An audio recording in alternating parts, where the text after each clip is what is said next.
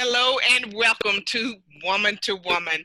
I am your host, Anntricia Bray Smith, author, educator, and public speaker. I am the voice for those who suffer in silence. Guys, it is indeed a blessing to be here with you today, as today we're talking about women in business and how we have simply pressed through the year of 2020 and looking forward to the things to come in 2021. We know that 2020 has not been all that we would have desired it to be, but guys, let me tell you that it has happened not to us, but for us as women in business. So we're here, we're just gonna have a conversation tonight, as I have two special guest co-hosts today. We have Ms. Sharika Alford joining us again from the proactiveplanner.com. Go and check it out. And also she has some new upcoming things that she's here to share with us today. And we have Miss Kimara Ramsey, who is here, who is also a businesswoman who has crushed it in 2020. And we're going to have a conversation with them here in a minute. But first of all, I want to let you know that I have just released my new book, Press Through 2020. Press Through 2020. And let me tell you, it is everything that I pressed through in the year 2020. Nonetheless, I'm still here. I'm still standing. And not only me, but you are as well. So it's a journal that I share with you some of my most intimate moments that I've had to press through in 2020, and I wanted to share it with you. So make sure that you go to Amazon, check it out. It is now available in Kindle ebook format eventually. And I do mean eventually, guys. I'll have it ready for you in paperback and also in audio, so that you, no matter where you are, can enjoy and share in my 2020 moments together. Nonetheless, guys, hey ladies, are y'all ready to have a conversation? Oh my goodness. We'll start with you, Miss Camaro. Ramsey, go ahead and introduce yourself. Tell us what it is, your business, everything that you do. Tell us a little bit about you. Let us get to know you. And then we'll yield the floor to Miss Sheryka Alford so she can come in. And then we're just going to have a conversation about what business has looked like for us women here in 2020.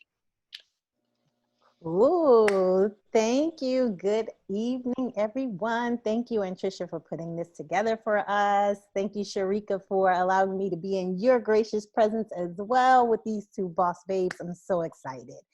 As Anntricia mentioned, my name is Kimara Ramsey. I am a brand ambassador with It Works Global, which is a beauty, health, and wellness company. I started my journey in my career path actually as an educator. I did not start as a boss babe, and I transitioned because there were some struggles in the bureaucracy that I saw that I didn't quite agree with. So I decided to pivot, which 2020 is just that, the year of the pivot. Thankfully, I pivoted prior to 2020. So God had some special steps designed for me already that I didn't know about. So I've been with It Works Global for almost a year and a half now, and I have surrounded myself with some amazing boss babes that are really doing their thing, keeping me grounded in faith, taking this journey together so that we are all holding one another accountable, changing lives across the gamut for women who are either educators or non-educators, different socioeconomic backgrounds, single, divorced, married, the gamut. And I love it. I absolutely love it. So I'm here to change lives and keep encouraging women to do their best and keep pushing forward. It can happen. It can happen at the age of 18 or the age of 80. Absolutely, absolutely, absolutely. Go ahead, Sharika. I am Sheryka Alford, the creator of theproactiveplanner.com, which is a blog that journals my family's path or journey towards financial freedom, freedom from debt. And also, I provide inspiration for others who may be on this same journey. In addition to that, I am also the co-author of Many Money Lessons for Teens, the little guide that sparks big discussions. This was actually co-authored with my 16-year-old daughter, Trinity. I am an advocate of financial literacy. I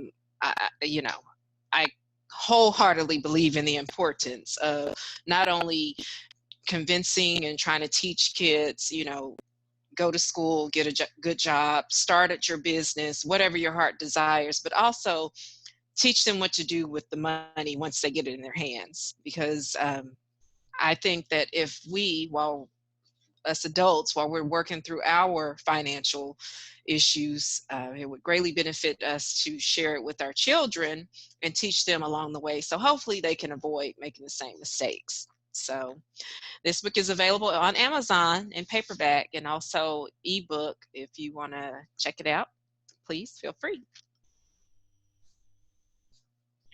Awesome, awesome, awesome. Looking forward to both of that. These awesome ladies. Hey, most people think that 2020 has come to cancel us out. What do you have to say about that?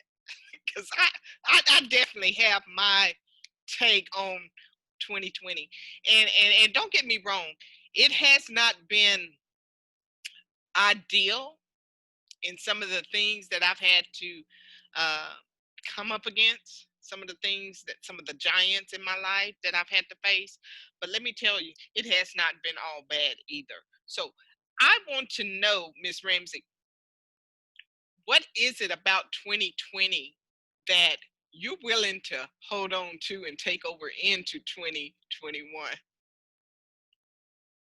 Well, so I'm glad you asked that question because I don't know globally, right, for the world, what was so special about the number 2020? When you talk to people in 2019, they had these big hopes and dreams for 2020. It was almost like God needed to show the world, hold on, I'm going to remind y'all to be grateful and thankful for who really put this together.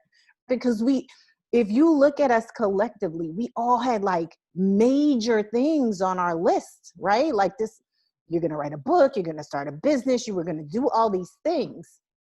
And then early in the year, it was like, hold up, wait, let's hold on. So to carry that over to me, I didn't stop. Like I didn't let that stop me, because the truth of the matter is when I started my business, I feel like that was a springboard for me to still be able to make those growth steps throughout the year of 2020. My plans were not dictated by being out of the house. So I was still able to do those things. So for me personally, I feel like it was more of are you really going to finish what you said you would finish? Are you going to finish what you start? Are you going to finish, right?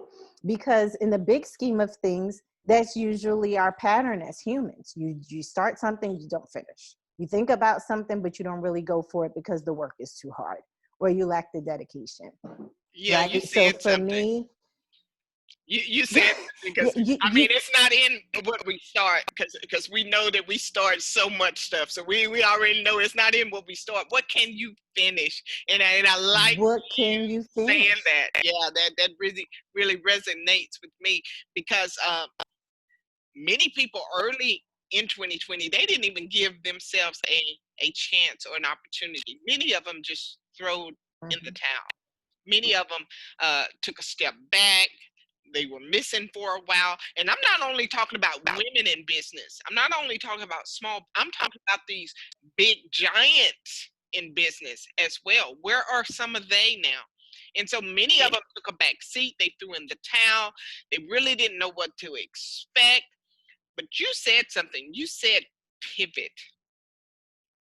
And you also said that there were things that happened in 2019 that was already preparing you for the things to come in 2020. And that couldn't be so more true. We're not here just by happenstance. We're not here because, the good Lord or our Creator forgot about us and He just threw us in here and left us out here to figure it out on our own. It's everything in 2017, 18, 19 that prepared us for the things that we have faced, not only in business, but in our life throughout 2020. And so we had a choice, ladies, right? We had a choice to either get into this thing and take one day at a time, putting one foot in front of the other, day by day, pressing through, making it happen, or to do like so many that we've known and just throw in the towel. Yeah, and for me, it's so funny what you said, Anne, about the 2017, 2018, 2019 preparing you. And my husband and I have had this conversation so many times, and I'm saying to him, we talk about couples that are struggling in their marriage, or people that are struggling with, whatever mental health issues. And I pardon me for sounding callous, but it really is the truth of the matter. Those issues were issues before COVID, right? So let's be real, right? They are just making you stop and acknowledge that they're there, right? And being transparent, like, my marriage struggled during COVID, right? But in a good way, I feel like it forced me to address the things that I would not have addressed if I was out hustling in the world, right? Like, so now, because what do? Something doesn't go right, you go to the spa, you go get your hair done, you go get your nails done, and you come back and you pretend that it didn't happen, right? You just, oh, it'll go away. Lies, lies, lies. Look, hey, So, no joke with me. When me and Sharika was in the back of the background before we started taping, I told her I was doing a segment on run. Stop. You hear No, me? don't run. Run. No. No. So yeah, but it's so true. It's all about a decision we make in our households, our marriages, whatever. And people want to think, uh they have this false perception that because we are women in business, or because we're on the front lines and we're visible on these social media pages, and it looks like we have our business and all that stuff together, it looks like we have it all together and we don't have these issues. But that can be farthest from the truth. So I'm so grateful that you brought that up, girl, because if nobody else needed to hear that, it's me. I'm used to mine being gone from sun up to sundown. And now he in here and he looking at me. He's sick. He ain't feeling well. And I'm just like, uh, what is it when they have the flag, the white flag, and you surrender? So I was just sitting there telling Sheryka, yeah, we finna run. We're gonna do a segment on run. Get out while you can. But no, there are so many great benefits, regardless of the challenges that we face from day to day. So many great benefits that have come out of 2020. Um, Sheryka, I want you to unmute yourself and to have a say, because before past several months, we didn't even know what you look like. So let's just talk about that right now. 2020 has forced you to come out of your cocoon and just blossom. Is that what we call it now? So you could have been reluctant, but because there is a network of women that are coming together to help mold and help support and help empower one another. What does that look like for you? Wow. In your transition? It has been a growth experience, to say the least. That's what I'll say. 2020, yes, I've lost loved ones that are very, very, very near and dear to my heart. However, I am a firm believer in you change one thing, you change everything. And despite those losses, honestly, for me, I would say that I wouldn't change anything. And the reason why I say this is because um, I've grown. I'm still growing. 2020 has forced me to move out of my comfort zone, which I'm an introvert and I'm a very routine individual. But 2020 has caused me to be more social, to get involved in social media, um, to share my message with a more wide range of individuals. I would hope that they would benefit from this. And so 2020 has made me grow, and also it's brought me closer. It's brought me closer to my family because the kids, they're here. I'm working from home. They're going to school at home. And so we are at home with each other all day, every day. But in that, we've actually grown closer, not just because we're in the same physical environment, but communicating with each other more. So those are some of the good things for me that have come out of 2020. Okay, what about business wise? Because you've actually made some major shifts in business, not only still holding down your 9 to 5 from home and being virtual, but also, I mean, it's been some other things that have been birthed. Like Miss Kimara and I, we were already in business. We were already doing this. We just had to make some shifts. But you've actually birthed out some new things as a result of 2020. And some people would say, how ludicrous is that? That 2020 is and the world is changing, and now you're birthing new businesses. And some So, of us are just having to make the shifts and try to figure out how do we put these pieces together. So what does that look like? well, And Camara, basically, you jump in here anytime you get ready, baby. I, I have turned my television off, which I didn't watch a lot of TV to begin with, but instead of watching television, in addition to writing and publishing the book, I also have a couple of storefronts, Designs by Sharika, and also with the Proactive Planner, there's a storefront that that provides motivational clothing and household goods and accessories, that sort of thing. So, yeah, I guess I've just been doing it just all day, every day. You trade one thing for something else instead of watching all the Christmas movies that I so love to watch. I'm one of those people that I can watch Christmas movies every day of the year if I didn't have anything else more productive to do.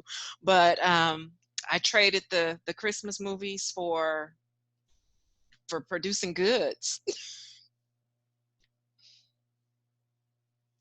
I heard someone say that 2020, and you said how some people would say how ludicrous. 2020 is the year to start a business because you can blame it on 2020 if it's not where you want it to be. Scapegoat. If this was the year, this is the year to do it. This is the year to say, I tried it and it didn't work because 2020. Have something to blame. Go back to that mediocre mindset. Blame it. Make excuses. Yeah. Exactly. But yeah, one thing I look at 2020 as a year of opportunity. And that's what it has been for me. In 2019, I had one book. In 2020, I have 6 more to add to that collection. I have 6 more to add to that collection. In 2020, I've been more creative. In 2020, I've expanded my territory. I've had some of the most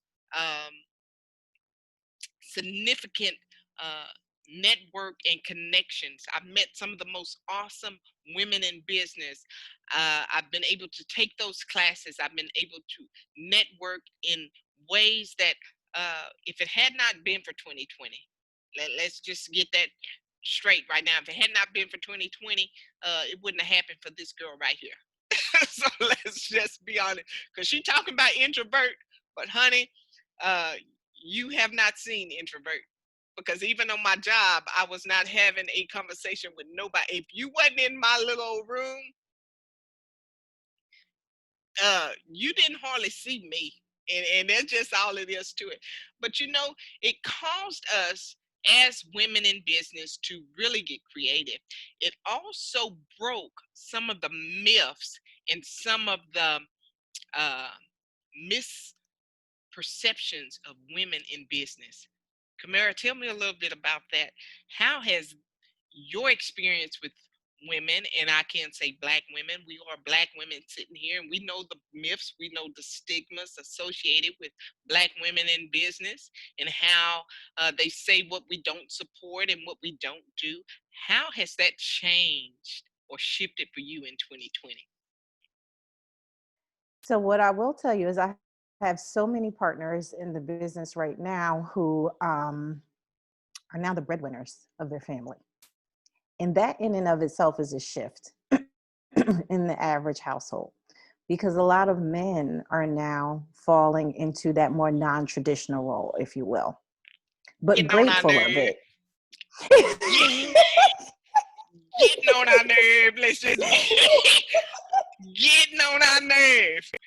Let's just be But real. now Yes. recognizing, right? But they have to recognize now. They have to recognize, oh, she works and she works hard and she maintains the kids and she maintains the house and she does this. It's in it for the year of 2020, the longevity of the responsibility is so great, they can't ignore it because so much has happened in that time. But on the flip side of that, as Black women, I think that so many of us are now exploring other options, any options. Because when you go on social media, you do see us writing those books. You see us having those conversations about being a life coach, or having those conversations about being a tutor, or, you know, being a model, whatever. You're now starting to get creative in what the fire was burning in your heart already, and saying, okay, I'm going to try it. I'm brave enough to try it because she's doing it. Even if you don't know the person, Yeah. I you've think connected that, with them on social media, you see it. yeah, I think that demographic played a big role in wakening up my creative side. There are things that we've done here where I'm at, here in Southeast Oklahoma. I've seen people around doing these things for years. It wasn't until 2020, connecting with women from other demographics, other locations, and communicating with them. It wasn't until then that I realized that what we've been doing all along is a business. Have any of you had that experience? I can say that for sure. One of my business partners just said this yesterday. She said, what I can say for sure, and I didn't even think about it this way, is that being a business owner and combining that with 2020 lets you know that you can get paid for anything. And I was like, that's so true. I mean, you have people out there now paying you to wear their clothes finally, right? After Mm-hmm. however many hundreds of years, right? But finally, right? Paying you to be on social media to wear their, and they're not paying you because you're going to them. They're recruiting you. They're watching you behind the scenes and asking you. They're actually seeking you out. So it's amazing that now you can get paid for the smallest little thing. You just have to do the legwork and be consistent. Oh yeah. That's it. So I think demographically that's helped for sure. Oh yeah. And one of the things that where I got creative is that I realized that, where is it that I'm an educator and I love to educate, and how I was helping people in my uh, town uh, start small businesses and teaching about business. I realized that this is something that did not have to stop. This was something that I could do virtually. It was something that I could still help people put the pieces together. And what little knowledge I have, I'm willing to share that. And it also helped to create products that create more revenue, a passive stream of revenue into my household. And so that was something that was important to know, uh, because as I look around and I see all these businesses popping up still, it hasn't stopped. The momentum is just getting started. You haven't seen anything yet. Watch out, 2021. As I begin to see these businesses pop up, one of the things we cannot neglect is that the stigmas that we've had prior to 2020 regarding women in business, Black women in business, small business owners, those issues still exist. And some people are really struggling out here as it relates to their business. But one thing I want you guys to know, if you're listening or watching, is that 9 times out of 10, it's not your product or your service that's the problem. There's another issue that we really need to address while we're here. If you're going to survive 2021, if you're going to really step into your greatness in 2021 as we're moving forward, you have to work on you. You have to work on you. You have to do the work. It's not your business. It's not your product. It's not your service. It is you. And I can only speak from experience because I know where I come from. And baby, I don't have to look back far to say I have come a mighty, mighty, mighty, mighty, mighty, mighty, mighty long way. Do you hear me? So, Sheryka, what kind of work have you had to do internally with you to get you to this point right now today? Wow. My struggle, and I was just talking to my husband about this yesterday, the promoting side of things. As you know, Ann, you've been trying to convince me and brainwash me for years. As far as you need to get out there, you need to do this, you need to do that. And I'm like, yeah, that's pretty. No, that's all right. That's not for me. But the promoting side, that is really hard for me. And I had to give myself a pep talk and say, okay, you have this product, you have this book, and you know that the book, it will not only benefit the reader, but it would also benefit those around the reader, as long as they read it and they actually put forth what they pick up from the book.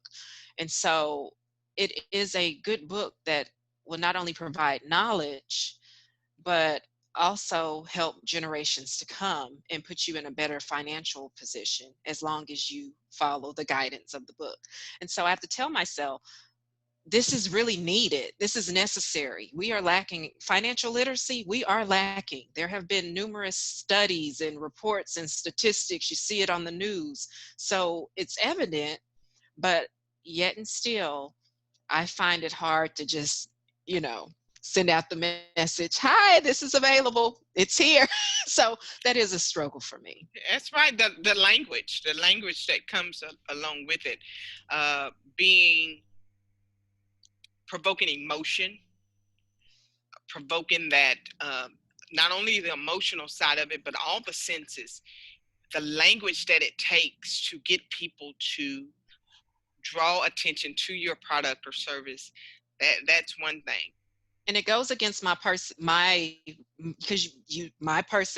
is, if I have something to say, I will say it to you and you do with it whatever you please, and I will go here and to each his own. And I'm just mellow. That's me. So the promotion and advertising, that kind of, there's a struggle. And it even has been for me, and I guess this is another reason why I considered dragging you guys along, not only telling you what to do, but how to do it. I'm speaking about IMSA, the professional development group that we're involved in. Not just telling you what to do, but how to do it.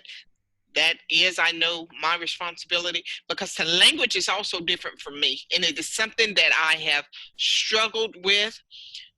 I know what to do and how to do it, but I've just worked on my attitude. I've just worked on really dealing with my issues. And it's something about promoting and advertising that is so familiar to me that I almost have to put a mask on now just to promote a book or just to promote a service. To get in that space, that mental space to say, hey, you need this and you know you do. Go and buy this. How is it, Kimara, because I'm coming to you, how is it that we're now in 2020 in a place of freedom and opportunity so much that we as people still have to be told what to do and how to do it? How are we still in that space mentally that there's we just can't present our product in that loving, oh, I have this product and it's going to have so many benefits for you, as opposed to saying, no, you need this product in your life? So I think as a whole, as you mentioned earlier, you dropped the nugget of the word mindset, right? So in reality, we have over 30,000 negative thoughts in our head per day. You have to be really conscious of training your brain to not think those thoughts. Let's think about it from an infant child. A 2-year-old is not taught to say no. You're born with the ability to think negatively. You just are. We don't know how that happened. You just really are. I mean, there's been studies out there of the mother who keeps saying yes to the child, and somehow or another, they still learn how to say no. You have to train your brain how to suppress those negative thoughts. And, once you get past the age of 25, think about that. How many days have happened and how many negative thoughts have you fed yourself? You have to be really super exactly, right, Sharika? Like, you have to be super, super conscious of what you're feeding in your brain. And it's so crazy because even when I'm on social media, right? Like, we're all victims of it with the scrolling. When I get on my phone, I have to say, go to Amazon and do this. That is what I'm saying in my head. It's like, okay, what is wrong with you, crazy lady? Nothing's wrong with me, but the distractions just come. And then you start doing stuff. And that's when those thoughts creep in. You have to take your thoughts captive. You really, truly had that really is it, just globally. You have to take your thoughts captive, because if you don't, we all know your emotions going to keep lying to you, and you're just going to keep going, and you're just going to keep chasing them emotions that keep lying to you and sending you down that rabbit hole. And one day you wake up and life has happened to you. So Absolutely. for me, that's it. Constantly reading, surrounding yourself with people who are readers. If you don't like to read, listen to a podcast. If you don't like listen to a podcast, read a magazine article. Like just those are short and quick. Just keep growing your mind, but also knowing what you need. Check in with you, like know what you need, not what your friend needs, not what the person next to you needs. Even if it's your business partner, that doesn't mean that they're at the same place as you. They may not need what you need. So you might not be able to do a book study with them. You might have to do it with yourself because that's where you are. So you got to work on you. Just working on you is important, just like you said.